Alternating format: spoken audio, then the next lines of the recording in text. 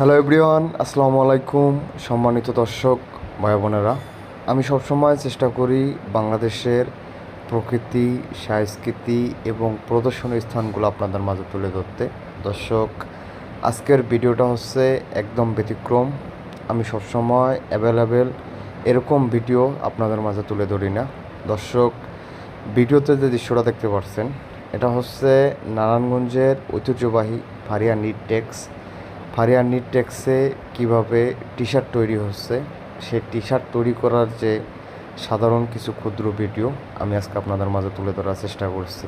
দর্শক, বাংলাদেশে হাজার হাজার লক্ষ লক্ষ মা বোনেরা আছে, তারা নিজ হাতে নিজ দায়িত্বে তাদের যে বায়ারের পছন্দ অনুযায়ী মালগুলা তারা তৈরি করে থাকে। তবে দর্শক, তাদের যে ন্যায্য পাওনা, তা ন্যায্য পাওনা থেকে সবসময় বঞ্চিত থাকে।